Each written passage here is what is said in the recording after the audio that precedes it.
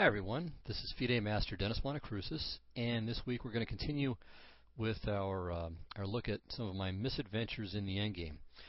Now, while while last week's games I can kind of blame on my having been young and foolish, in this instance, or in the two instances we'll examine today, while I still may have been foolish, youth had nothing to do with it. So in both of these cases, I was a pretty experienced player, and good, solid, strong master, and nevertheless, I went quite off the rails in both of these games. And, well, I hope that they'll both be instructive, and not just, I hope, entertaining in a schadenfreude kind of way, but that they'll have some educational value too. All right, well, the first game that we're going to look at is one where I'm black, and white was Elon Schwartz, who's perhaps now best known to you as a World Series of Poker finalist. I guess he made the final table for that. At any rate, he was a good master himself, and so this is our one and only meeting here. He had a little initiative, but I succeeded in neutralizing it.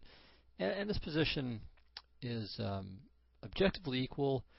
Practically speaking, maybe a little bit better for white. I have to kind of prove the draw rather than him. But it shouldn't be too much of a hassle, especially for, and I'm being a little bit facetious now, such an experienced and high-quality player as myself. Well, not in this game. All right, so he starts off with rook takes e7 check, so we go into a single rook ending here. And, okay, so here you can kind of take your first little thought, just a few seconds. It's not worth a great deal of thought, but determine which is the best way for me to recapture, with the rook or with the king. Okay, well, my decision was to recapture with the king, and I believe this is the best decision, because if I recapture with the rook, then I'm making my rook passive. So my king is adequate to the job, for the moment at least, and it's better for me to leave my rook active. All right, well, here he played c6 with the obvious threat of rook to d7 check. And, all right, in this position, again, what should black to move play? And here I think I didn't find the best move, though what I played was perfectly fine. Okay, well, the move that I played here was a mistake. Actually, let me flip the board here. So I know a lot of you guys like that when I arrange the board to reflect what side I have. So I'll give you guys a few seconds to kind of readjust here and then go on. So anyway, the move that I played in this position was rook to b3. So I'm just giving up my c pawn, I get his b pawn in return, and my 3-on-2 should be sufficient. I mean, so while he's trying to promote his c pawn, my kingside majority should be perfectly good enough. And that's true, but I somehow missed the idea of just playing king to f6, so I don't have to give up my c pawn at all. Alright, so if he plays rook to d7, the basic point is I play rook to e7, and I'm completely safe. Trading rooks doesn't achieve anything for white. In fact, might be losing. At the very least, he'll have to prove the draw. He could try b5 first, and then after rook e5, if he plays rook to d7, again I play rook to e7, and it looks like, objectively speaking, white's best is this cute little repetition, rook to d6 check. I don't want to move my king up, or move my king anywhere, because then rook to d7, and I'll no longer have rook to e7. Well, okay, that's not quite right. But if king f7, rook to d7, rook e7, there may be some b6 tricks that are present there. So at any rate, it's at least a little bit dangerous. But just simply rook to e6, rook to e1, rook e5, and he should repeat, because if he plays rook to b1, king to e6, and okay, it's not really dangerous, but I mean, I may just win his two queenside pawns for my one, after which I have the better half of the draw. All this to say, then, that king to f6 was the simplest solutions to black's problems. However, I played rook to b3, and as I said, while it's not the most accurate move, it's sufficient. So check, king up, takes, rook to d7, rook c4, c7. Alright, so all of this was kind of forced. And now, once again, I've got a decision to make. What do I do here? Now, white's plan is to bring his king up and over, well, or over and up, I should say, and then free his rook to come to a square like d8, and then promote. All right, well, that obviously is going to take quite a lot of time, and in the meanwhile, I can push my kingside pawns. So what is, again, the most accurate way for me to handle the position? Okay, well, I may have chosen the most accurate way, though after the game I felt unhappy about my choice, not realizing the many options that I had later on. So the move that I had wished I had played, well, actually we'll come to that in a moment. So what I did play was rook to c2, so I figured that I should make his king have to waste a couple of extra moves before it comes, again, over and up. But after he played h4, I was a little bit frustrated, because now if I play h6, which is what I in fact played, he plays h5, and I don't get g5 in. I mean, I can, but then he ruins my pawns, while if I play king to g5, rook takes g7, king h5, and now my king is cut off, and this isn't very good either. So, going back to this position, one simple solution could have been h6. So, very simple way to do it. And now there are two possibilities. One is if he tries to play h4 with the idea of meeting g5, not with the exchange, which would just be a dead draw, but with h5, hoping to be able to freeze my king a little bit. Well, it doesn't really work. I play f4, and then king f5, and now all of a sudden I'm very active. I mean, I can play king g4, rook c2, grab this pawn, and I should be able to draw without even a whiff of a problem, without a scintilla of trouble. In fact, it might be white who has a bit of trouble now. Alright, so instead of h4, if white just plays king to f2, which is what I was trying to prevent or at least slow down, I play g5, king e2, and now the simplest way maybe to handle the position is with this idea. King e6, rook h7, and now king to e5. Let's say he plays king d3, I play rook c1.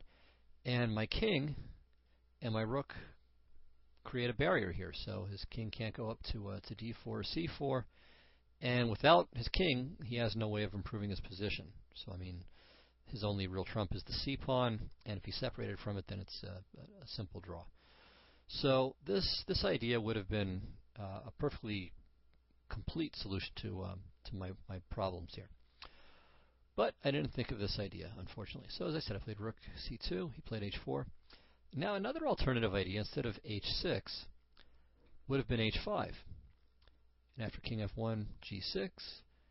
And here I can maybe sit too, though I don't like this nearly as much as the previous solution. But again, similar ideas, I can achieve some activity. But here I have to be kind of careful. So think, again, what black's move ought to play here. Normally we would want to play actively in such endings and go for some counterplay, but if I'm a little bit careless and a little too quick with the counterplay, then something really bad happens to me. So do you see what it is? King to g3 is a serious mistake. Well, the answer is rook to d3 check, and then whichever pawn I capture, whether it's the g pawn or the h pawn, white plays rook to c3 and wins. So you've always got to be aware of that kind of trick. I mean, it's a really common idea where the rook checks and goes behind the pawn and forces the win of the rook. Okay, so best is probably king to g4, and now I can even play the tricky g3, because even here if I play g3, king takes g3, he does the same thing, and even though I've got all three pawns, he still wins, though it requires some real finesse. So for example here, the only winning move is the amazing rook to f5. Okay, so g4 loses a pawn, f3 loses a pawn. Any king move other than king to g4 loses a pawn. And king to g4, the drawback of this is it gets in the way of the g pawn, so that has its drawbacks too. So white's king gets into the danger area. Rook f5 is another neat little tempo gaining finesse. And with that, black starts losing pawns and will lose the game. Okay, so after g3, here too I have to be careful and just kind of sit. So rook c5, rook e7, rook c6. Just wait, and then I'm okay. The point is, if he ever plays king to d3, well, then I can take, because there's no more rook check and rook c3. So that's how that would be handled there. All right, so here I don't know if I'm winning, but it's could be winning, at least clearly better. All right, so after h4, then h5 is also perhaps drawing, but there requires a little bit more accuracy. So h6 is fine, and after h5, as I mentioned, I played king to g5, and this was another really not good move. So much better way to play would have been simply g5, and it's kind of ridiculous in retrospect that I was afraid of hg king g6. I mean, sure, my pawn structure has been split up, but so what? You know, this isn't a middle game where my king's castled and I'm going to get destroyed over there or anything. I mean, really, we've got a position where he has no real prospects of making it past g pawn without giving away just about everything else in the process. His king is far from helping his c pawn, and you know, I just have no drawing troubles at all here. So king f1. What else? King f6, king e1, king e6. Okay, he moves his rook over. I bring my king over, and I'm collecting the c pawn, and I'm in no danger at all of reaching a lost rook and g pawn versus rook ending. So takes here, king f1, king d7, rook f6, rook c5, and I hold my f pawn. And even if I didn't have my f pawn here, this would still be a draw. So missed a very simple draw there. And I have to say that I've noticed this in my chess career more than once. Sometimes it's cost me. Usually it hasn't, but I've been guilty of this error on more than one occasion of kind of strangely overvaluing having all my pawns connected. I mean, of course, as a general proposition, that's something that you ought to do. I mean, it's better, all things being equal, to have your pawns connected than split. But I mean, g5 is just such a simple solution to my problems that it's, you know, it shows how powerful the effect of a prejudice can be, really, because it was just a simple draw without that. I should also note that something like rook to d6 check here doesn't really achieve anything. I can just play king to e5 if I want. So to go active, rook takes h6, rook c7, rook g6, king f4, and I suspect my pawns here are every bit as dangerous as his h-pawn. So let's say h6, g4, and now I'm threatening to play king to g3, so he should probably play king h2. And, well, now if nothing else, I can play rook to h7. And this looks like, at the very worst, an immediate draw, because his rook can't move anywhere. If he goes to g7 or g8, I take the pawn. If his rook goes over, then I play king g5, and I win the h-pawn. If he plays g3, okay, I play king f3. And if he brings his king back, then I can bring my rook back over and just repeat. So no troubles here either. After my king to g5, however, I do have trouble. So rook takes g7, and you know, maybe here it's even, I perhaps should have just apologized for my my stupid idea and played king to f4. Maybe even this is enough to draw, and certainly an improvement over what I did. All right, so king takes h5. I mean, white has gotten more than he could have ever dreamed of. So, and I think he's just winning here. Now, the remainder, I think, is an attempt to reconstruct the game, because I was in really bad time trouble. And we were both short of time. It was a game 25 event. No increment or time delay. So king h4, king e1, h5, king d1, rook c5, king d2, rook c6, king e3. Okay, and here, of course, the king is just going to come up, and he's simply, well, okay, so here's the thing. All right, so he plays king d4, and now I have two drawing chances here. One is to be able to sacrifice my rook for his pawn at some moment where I can play maybe king g3 and try to win his pawn, or if the very worst, exchange it for one of my pawns and get into a race where his king is too far away. But honestly, I don't see any plausible scenario in which that occurs. So rook c1, king e5, and okay, rook to e1 check. All right, so here the simplest thing for him to play would have been just king d6. Okay, so this would have been a lot easier for him, I think. So rook d1, king here. I mean, this is just the basic idea. Okay, this, and then this. All right, so then I have to play here.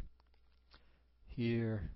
Okay, so we swap, king g3, and now this, and I can't believe that I have any chance at all here. So this just looks completely hopeless. So this would have been, I think, a completely pain-free way for him to win the game. And say he played king to f5, king takes f5, and now you should notice something about black's king, and it's that it has no squares.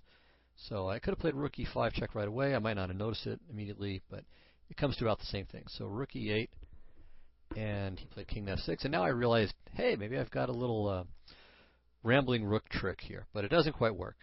And this would actually be a good little exercise for you too, to figure out how white manages to escape this this rambling rook. So here's how it went. We played king f7, played rook e7 check, king g6, and this little bit of ring around the rosies comes to a quick end, king d7. And now the problem is, after king to d7, if I play rook to e7 check, he takes with the rook, my king is out of the box.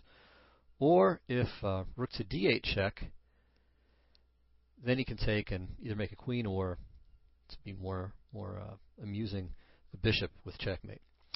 So, a disappointing game. So I was both unhappy, well, certainly unhappy about the game because it was a loss, and a loss that I shouldn't have had based on the merits of the position. But it definitely pointed out a real weakness in my play at the time. So, what are the lessons to be learned here? Well, quite a few. So, how did I lose the game? Well, one, I did several things really wrong. All right, so going back to the beginning of this ending. All right, so first here I missed a neat little idea, which is king f6, but that was just a tactical point. Not that tactical points should be undervalued, but that's, you know, what can you do? You either see it or you don't. But in terms of general knowledge, all right, everything here is fine. Okay, now here h6 is only a big improvement with respect to my, let's say, almost fetish for at the time for keeping my pawn structure intact. But rook c2 was just fine. Okay, h4, and now here again, where I really started messing it up, was with this excessive desire to keep my pawn structure nice and clean, keep all my pawns connected. So if I had simply been open enough to just discard the prejudice for the needs of the position, then I would have drawn without any problem. So h6 is a step in the wrong direction, and then g5 would have still maintained an easy draw. And then here, the final mistake, and the final conceptual mistake, which was to allow my king to be just shut out of the game. I mean, this is absolutely terrible. In the endgame, I mean, you can think of the king as being worth at least a minor piece in terms of its functionality. So here I'm playing without a piece. So I'm essentially playing down 3 pawns by playing king takes h5. So I don't know if white's winning after king f4. I suspect he probably isn't, but I could be wrong about that. But regardless, I have much better chances to save the game here than I do after the terrible king takes h5.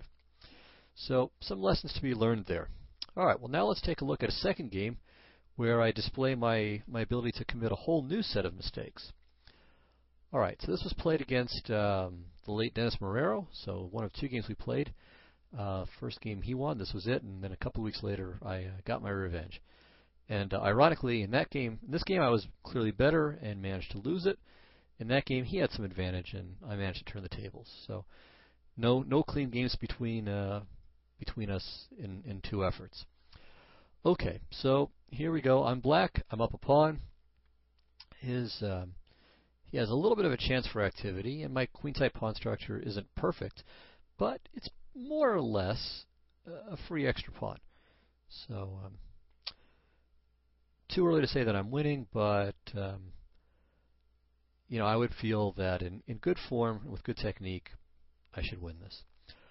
Okay, well, it's my move here, and his threat is rook to e5, followed by rook g to e7. But you know, if I stop that, then he can hold on to his pawns too. So see what you think the best strategy here is for black. Okay, well, what I played was rook takes f2, and while I think that rook takes f2 is okay, I think rook to d8 is much, much simpler, with the idea of meeting rook g to e5 with rook to d7. And I think this just lets me maintain the advantages of my position while neutralizing his chances for counterplay. So I think as a general proposition, that's the simplest way to handle this position, especially with the double rook. So neutralize him first, and then go for my own activity.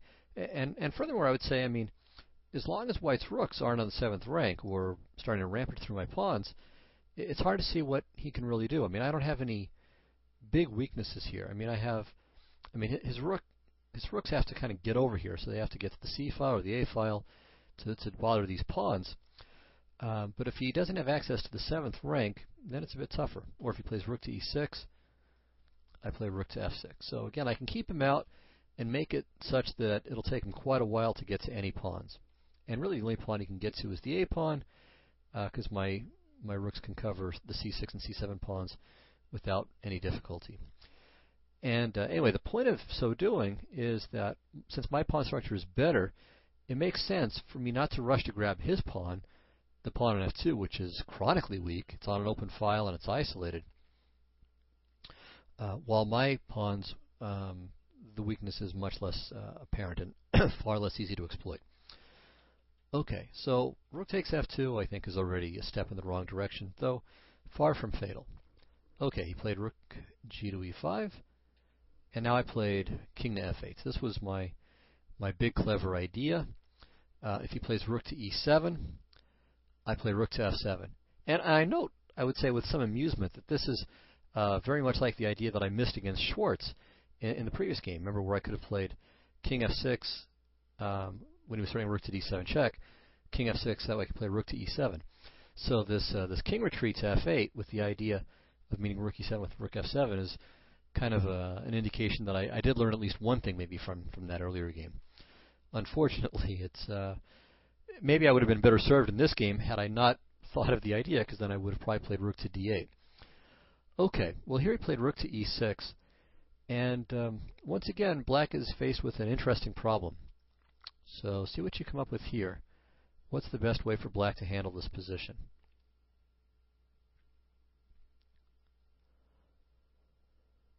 Alright, well what I chose to play was rook to f6, and I simply missed, or actually I think I did see it, but I think I underestimated just how annoying rook f6, gf6, rook e6 would be.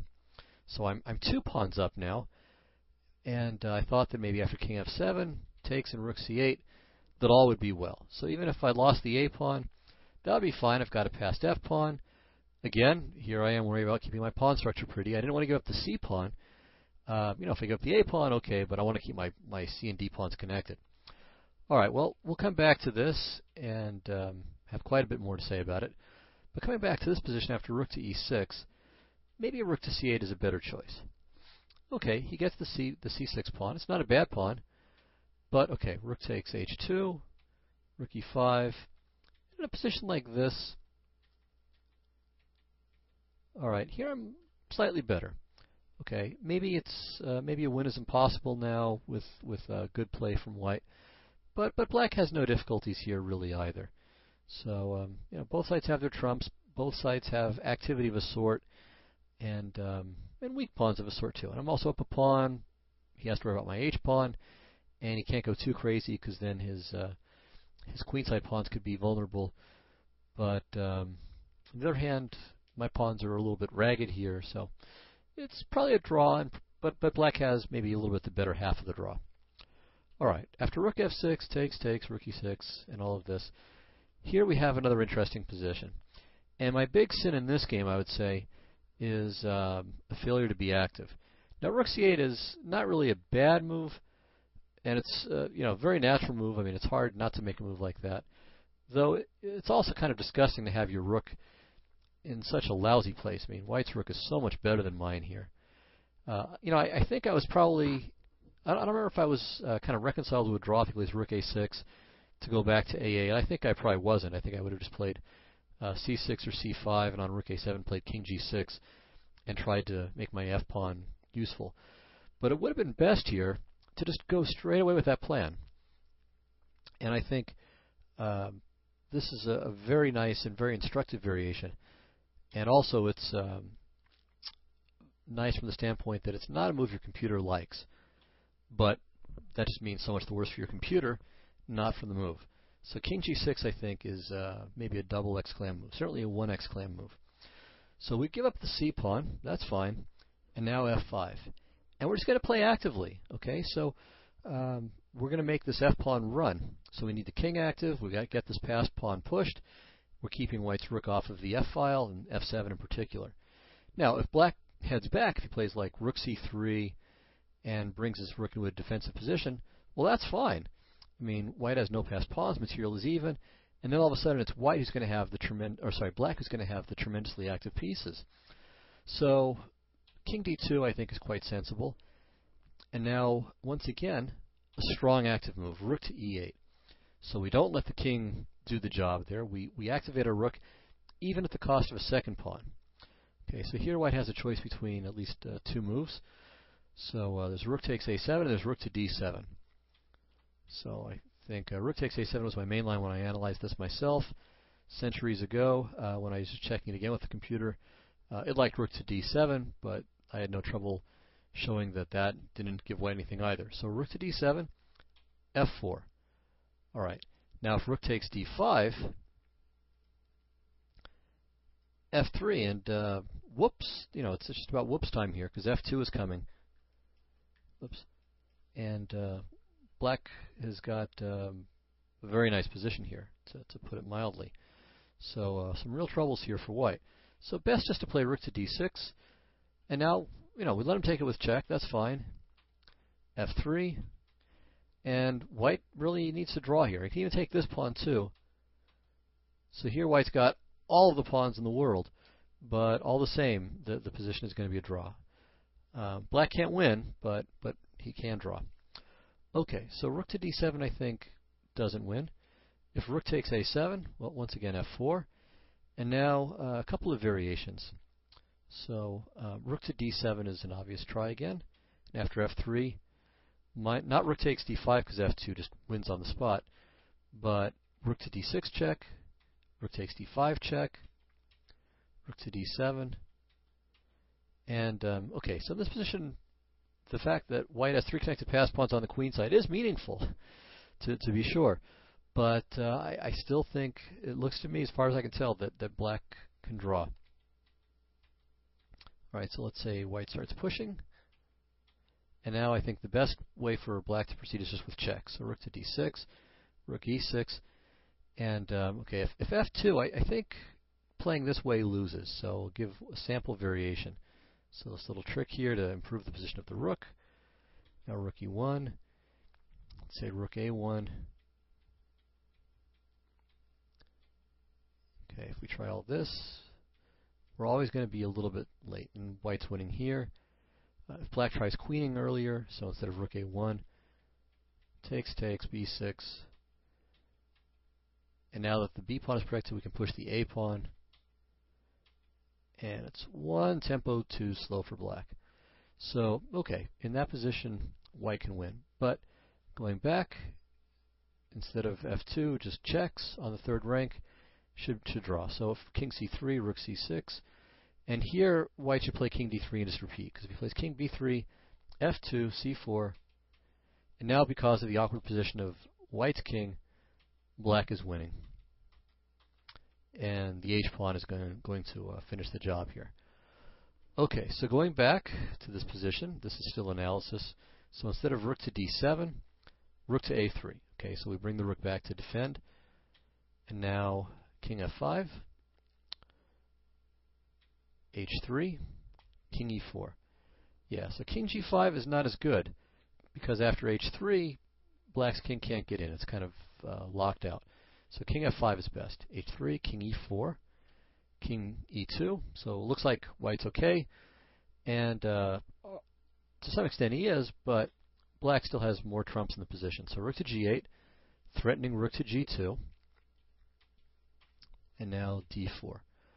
Okay, and here too, it's very difficult for white to achieve anything. If he leaves the third rank, then well, okay, rook to c8 is coming here. So that's actually just a straightforward threat now that d4 has been played. So rook a7, rook c8, check here, rook e2.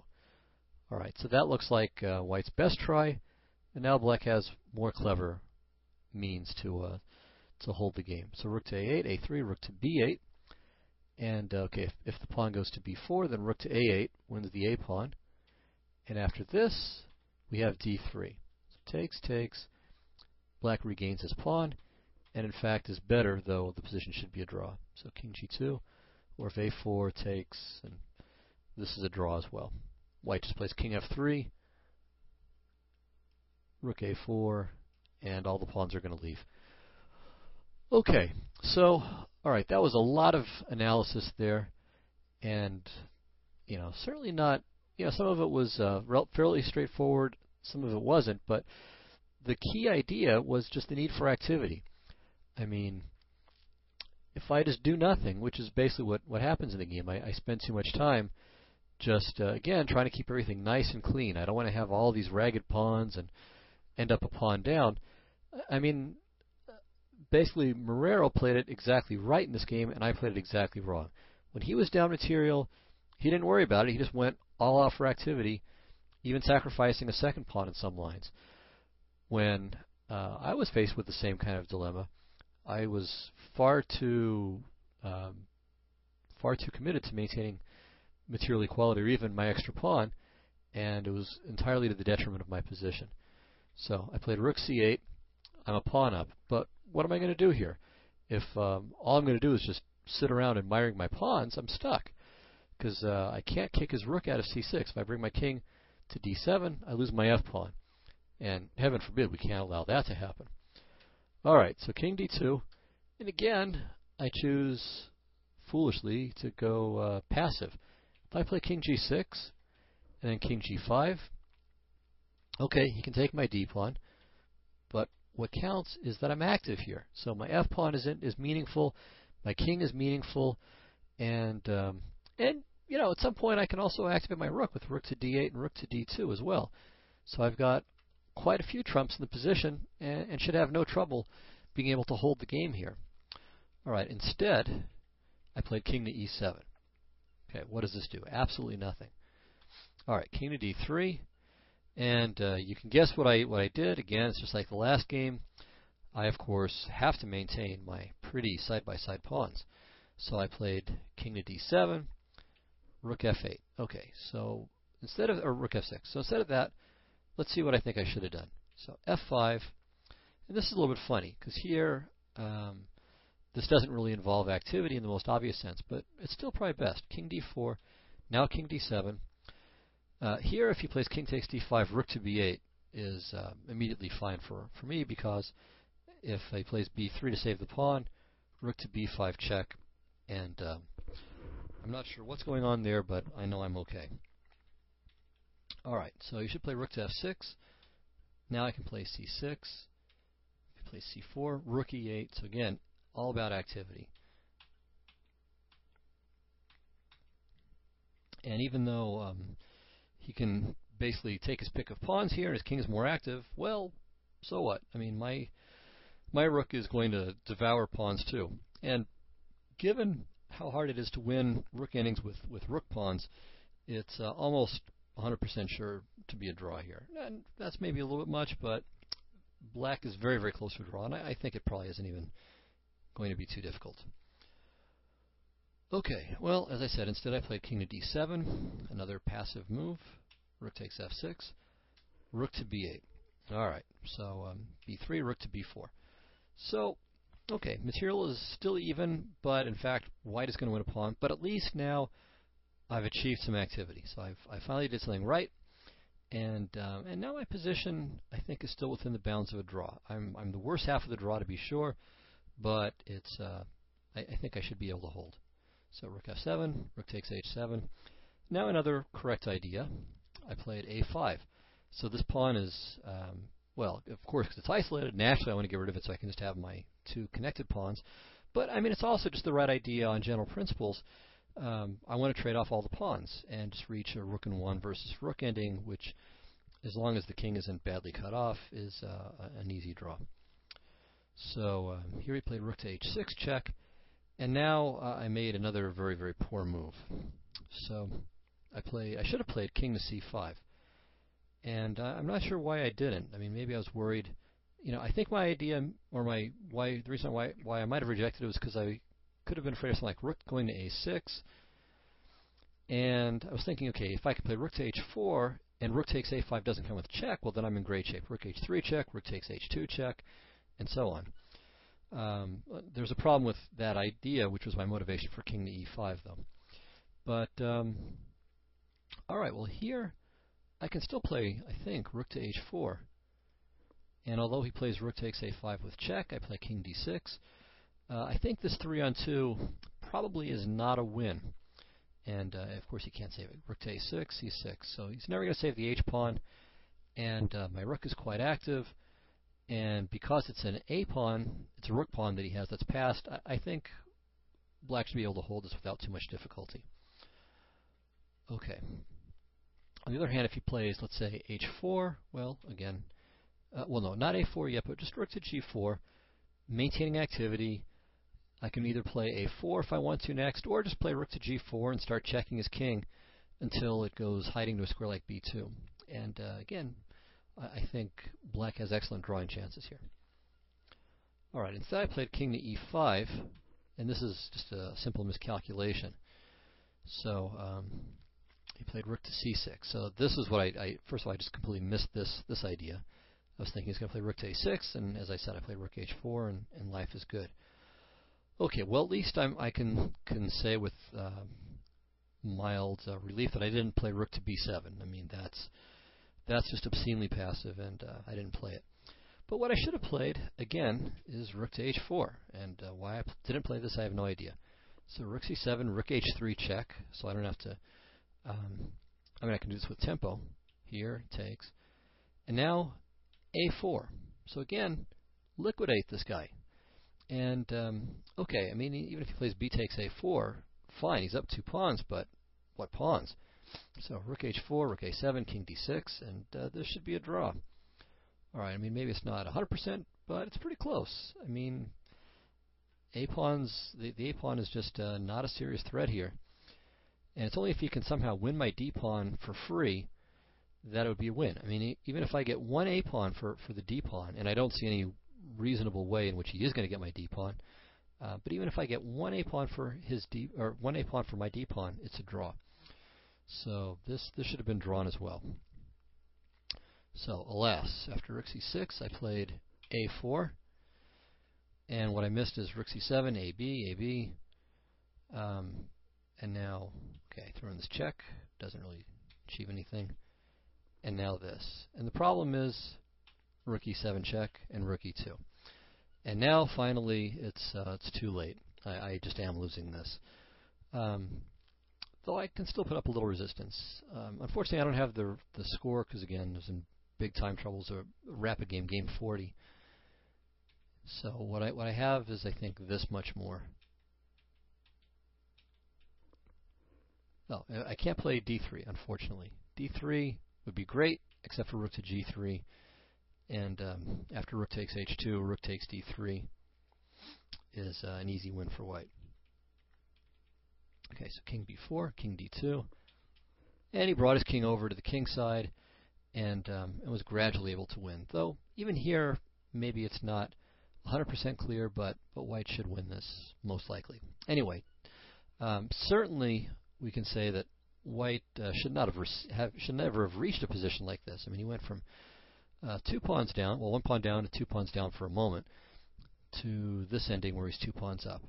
And the fundamental problem was well, again, 2 things. So one is, again, perhaps a little bit of excessive devotion to keeping connected pawns connected. And but more fundamentally in this game was just a failure to be active. So I wanted to just keep everything nice and tidy, and violated, I would say, the fundamental rule of the rook ending, and really one of the fundamental rules in most chess positions, which is that activity is key. So I've tried to learn from these games, and there's no matter what your style is, there are always going to be weaknesses. There are always going to be things that you tend to underestimate or overvalue, or both. And in my case, certainly at this point in time, it was, let's say, a certain kind of desire to keep everything neat and tidy in my structure. And while that's often a very good idea, and you can certainly exploit your opponent's play in many occasions when they reject that, again, like I said, you can that's something that can be undervalued as well as overvalued. But in this case, I certainly overvalued it at the expense of activity.